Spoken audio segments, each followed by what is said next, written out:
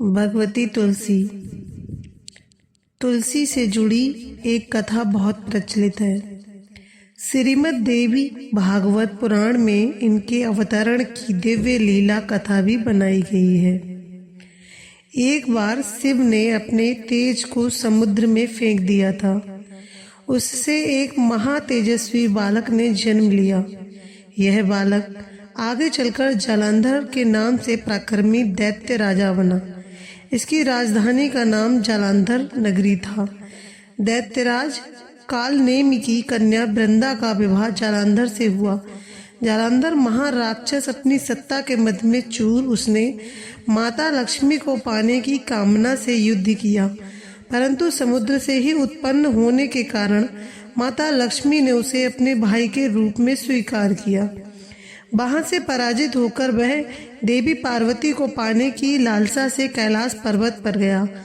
भगवान देवादिदेव शिव का ही रूप धरकर माता पार्वती के समीप गया, परंतु मां ने अपने योगबल से उसे तुरंत पहचान लिया तथा वहां से अंतर्ध्यान हो गई। देवी पार्वती ने क्रुद्ध होकर सारा वृत्तांत भगवान विष्णु को सुनाया। जालंधर की पत्नी वृंदा अत्यंत पतिव्रता स्त्री थी। उसी के पतिव्रत धर्म की शक्ति से जालंधर ने ना तो मारा जाता था और न ही पराजित होता था। इसलिए जालंधर का नाश करने के लिए वृंदा के पतिव्रत धर्म को भंग करना बहुत जरूरी था। इसी कारण भगवान विष्णु ऋषि का वेश धारण कर वन में जा पहुँचे, जहाँ वृंदा अकेली भ्रमण कर रही थी। भगवान के साथ दो मायावी राक्षस भी थे, जिन्हें देखकर वृंदा भयभीत हो गई। ऋषि ने वृंदा के सामने पल में दोनों को भस्म कर दिया। उनकी शक्ति देखकर वृंदा ने कैलाश पर्वत पर महादेव के साथ युद्ध कर रहे अपने पति जालंधर के बारे में पूछा। ऋषि ने अपने माया जाल से दो बानर प्रकट किए। एक बानर के हाथ में जालंधर का सिर था तथा दूसरे के हाथ में धड़। अपने पति की यह दशा देखकर वृंदा मूर्छित होकर गिर पड़ी। होश में आने पर उन्होंने ऋषि रूपी भगवान से विनती की कि वह उसके पति को जीवित करें। भगवान ने अपनी माया से पुनः जालंधर का सिर धड़ से जोड़ दिया, परंतु स्वयं भी वह उसी शरीर में प्रवेश कर गए। वृंदा को इस छल का जरा भी आभास न हुआ। जालंधर बने भगवान के साथ वृंदा पतिव्रता का व्यवहार करने लगी, जिससे उसका सतीत्व भंग हो गया।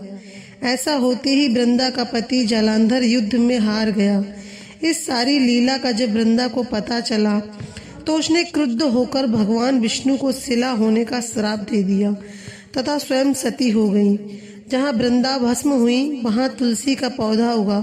भगवान विष्णु ने वृंदा से कहा, हे वृंदा, तुम अपने सतीत्व के कारण मुझे लक्ष्मी से भी अधिक प्रिय हो गई हो। अब तुम तुलसी के रूप में सदा मेरे साथ रहोगी। जो मनुष्य भी मेरे शालिग्राम रूप के साथ तुलसी का विवाह करेगा, उसे इस लोक और परलोक में विपुल यश प्राप्त होगा।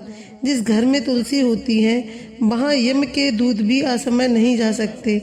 गंगा व नर्मदा के जल में स्नान तथा तुलसी का पूजन बराबर माना जाता है।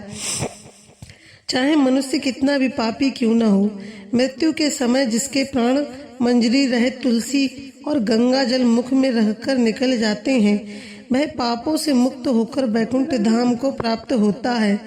जो मनुष्य तुलसी व आंवले की छाया में अपने पितरों का श्राद्ध करता है, उसके पितर मोक्ष को प्राप्त हो जाते हैं। उसी दैत्य जालंधर की यह भूमि जालंधर नाम से विख्यात है। सती वृंदा का मंदिर मोहल्ला कोट किशनचंद में स्थित है। कहते हैं इस स्थान पर एक प्राचीन गुफा थी जो सीधी हरिद्वार तक जाती थी। सच्चे मन से 40 दिन तक सती वृंदा देवी के मंदिर में पूजा करने से सभी मनोरथ पूर्ण होते हैं।